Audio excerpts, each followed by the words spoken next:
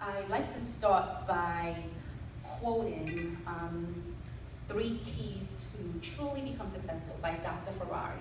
I actually took a class with him while I was getting my master's. He actually taught a class, which I took, and during the class, he would well, the initial part of the class, he would come in, he would tell us his story from when he was a child until he came into the United States and how he became president. And actually the three keys that I really took from his story, and he repeated over and over again, he says that the three keys to truly be successful and get what you want is, first you need to have a dream, a vision. Then you need to have your background, who you are, what you do, has to be clean. And then last but not least, you need your education. And I dwell on those words as I went into my English. You plan on doing whatever major that you're going for, whatever careers you're trying to get into. Just remember those three keys. If you have your education, your background, you have a dream. Strive for excellence in all that you do and reject mediocrity, because excellence will always get recognized. And when you go above and beyond, what you're doing is building a network for yourself. What you're doing is building contacts that can go ahead and speak and attribute to your quality of work, your character, and that becomes a very, very valuable source in the future. People of all levels, different personalities, different learning types. So being able to have that kind of background as a teacher and that kind of skill set has helped me. Also, I, as director of sales and manager, had a team that I had worked with. And from a coaching and development perspective, the knowledge that I gained as a teacher has really helped to connect with my employees as well. Getting involved. I enjoyed the leadership roles. I enjoyed interacting with other students. I had the opportunity to network with more people and learn more about professionalisms. So those were some of the great experiences I had gained as an undergraduate, and I continue to gain as a graduate student as well, being part of the Graduate and Part-Time Student Council. Advocate for yourself and never give up.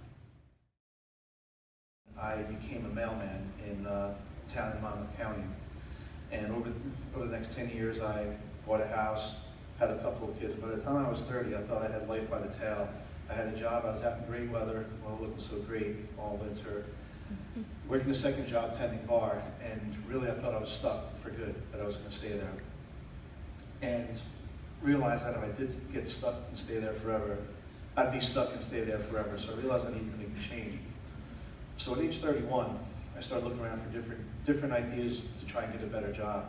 Real estate school, becoming a stockbroker, anything like that. And a lot of them that had to do would take away from work time and family time, and I couldn't do it. The decision came when I was, 25. Hey, thanks, but no thanks. You have no experience, and we don't need you. Thank you. Now, the second thing I want to bring, I didn't number these, but the second thing I want to bring up here is use your connections and look deeper into your connections, because as I was looking for these jobs and applying for newspapers, applying to Times, Monster, things like that, I was walking around ticked off on my mail route, because as I told you, I was a postal worker, ticked off on the mail route that I couldn't find anything, couldn't find a job.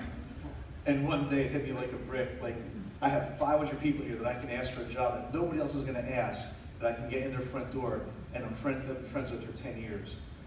So what did I do? I stuck my resume in my mail bag, I started knocking on doors. And what had happened was, one of the fellows who I spoke with said, "Oh, yeah, I'll take your resume, sure." I mean, really the hope was that if I knocked on your door, that you played golf with somebody who was hiring at some, I was looking for 3 arm's length transactions away. The gentleman whose door I knocked on eventually hired me. He was the chairman of the board of the bank that I work at now. And that's how I got the job. So I guess one thing I'd like you to say is, people that you may bump into at the dry cleaner, people you bump into out here, everybody is somebody something. I work in a restaurant part-time, and the person at table 17 that ticks you off every week, their wife could run something that you can to help you out. You need to leverage that. You need to find out more about that. You need to look While I was getting my bachelor's degrees, I received an email from Kean University Career Center out of nowhere stating that there was a job fair, a federal government job fair at Rutgers University. And I went to that job fair. There were lots of government agencies taking resumes and applications and letting you know about their process. And that's when I met the recruiter from the U.S. Department of Labor. Now, this was back while I was getting my bachelor's.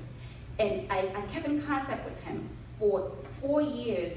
I never gave up. I would always follow up. Because I remember he said, we're not hiring right now at this time. However, keep up with me or follow up. And if something come up, I will let you know.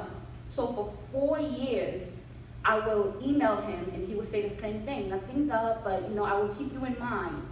And come to find out, in 4 years, in 2010, he actually called me and said, I like your persistence. You were persistent. And I would like to. Thank you.